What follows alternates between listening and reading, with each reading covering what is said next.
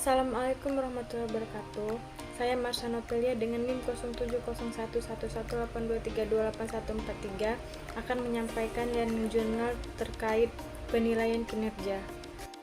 Baik, sebelum kita mengetahui apa itu penilaian kinerja, kita harus mengetahui penilaian itu apa dan kinerja itu apa. Penilaian adalah proses menentukan nilai atau memberikan atribut terhadap suatu objek berdasarkan kriteria tertentu. Nah, sedangkan kinerja adalah hasil kerja yang dicapai seseorang, instansi, dan organisasi dalam melaksanakan tugasnya.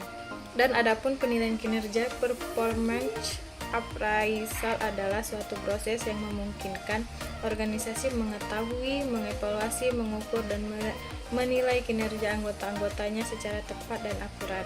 Contoh penilaian kinerja. Kami mengambil contoh penilaian kinerja pegawai negeri sipil dengan metode KPI. Contoh penilaian dengan KPI digunakan untuk menilai aspek hasil kerja pegawai. Nah, yang pertama yaitu seorang pegawai pajak memiliki target penerimaan pajak sebesar 10 miliar dalam 1 tahun. Nah, yang kedua, kinerja pegawai diukur berdasarkan pencapaian target ini dengan aspek tambahan seperti kualitas layanan dan waktu penyelesaian tugasnya. Yang ketiga yaitu bobot penilaian KPI diberikan sebesar 60%. Baik, terima kasih. Mungkin itu saja yang dapat saya sampaikan.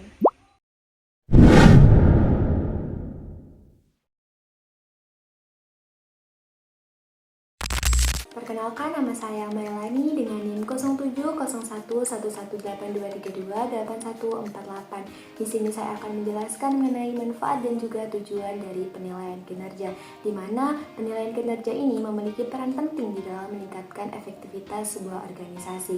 Nah, terdapat 3 tujuan utama dalam penilaian kinerja. Yang pertama yaitu administratif.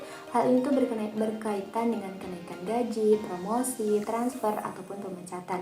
Yang kedua yaitu pengembangan, berkaitan dengan identifikasi kelemahan dalam bekerja untuk meningkatkan kinerja. Yang terakhir yaitu penelitian. Hal ini tuh menilai validitas proses seleksi dalam pelatihan.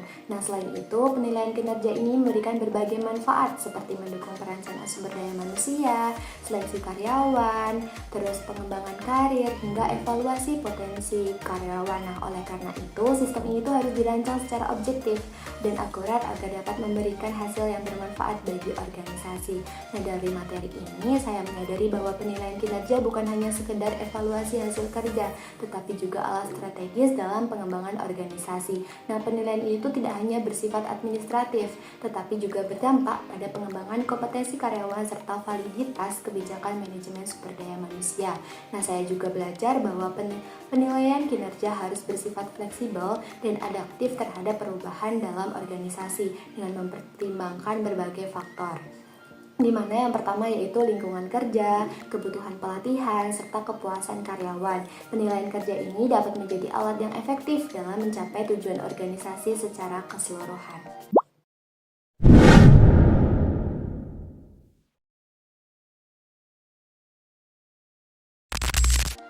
Assalamualaikum warahmatullahi wabarakatuh. Saya Rahmadiana Oktavianingsi dengan NIM 07011182328115 akan menyampaikan learning journal terkait materi indikator penilaian kinerja. Indikator penilaian kinerja memiliki peran penting dalam menilai seberapa baik karyawan bekerja. Agar efektif, indikator ini harus jelas, konsisten, dan relevan dengan tugas yang dilakukan. Biasanya, kinerja karyawan dinilai dari beberapa aspek utama seperti kualitas kerja, jumlah tugas yang diselesaikan, dan ketepatan waktu. Selain itu, faktor seperti kemampuan bekerja secara mandiri dan seberapa efektif karyawan dalam menjalankan tugas juga menjadi pertimbangan. Komitmen kerja pun tak kalah penting karena mencerminkan loyalitas dan dedikasi mereka terhadap perusahaan. Materi ini memberikan pemahaman yang mendalam tentang pentingnya indikator penilaian kinerja dalam menilai produktivitas dan kontribusi karyawan terhadap organisasi. Saya menyadari bahwa indikator penilaian kinerja tidak hanya bersifat kuantitatif, tapi juga kualitatif, seperti komitmen kerja dan kemandirian. Hal ini menunjukkan bahwa penilaian kinerja tidak hanya fokus pada hasil, tapi juga pada proses dan sikap karyawan dalam bekerja.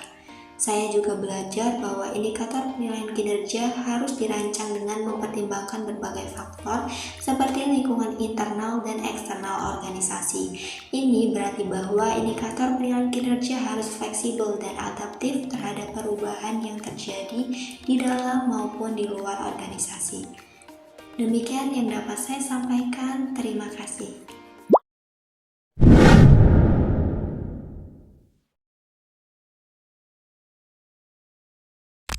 Assalamualaikum warahmatullahi wabarakatuh. Saya Nabila Salsabila dengan NIM 0701 1182 328158. Saya akan menyampaikan learning journal mengenai model penilaian kinerja. Pertama yaitu model esai. Penilaian ini merumuskan hasil penilaian dalam bentuk esai yang menggambarkan kegiatan dan kelemahan indikator kinerja karyawan. Model ini memungkinkan penilaian yang terperinci berdasarkan indikator yang telah ditentukan. Kedua, ada model grafik rating scale.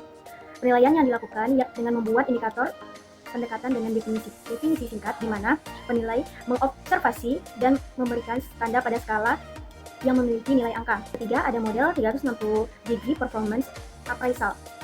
Penilaian yang dilakukan lebih dari satu penilai, termasuk atasan, bawahan, rekan kerja, dan pelanggan. Ini memberikan perspektif yang lebih luas mengenai kinerja karyawan. Keempat, model checklist. Berisi daftar hasil indikator kerja atau sifat pribadi yang diperlukan dalam melaksanakan pekerjaan.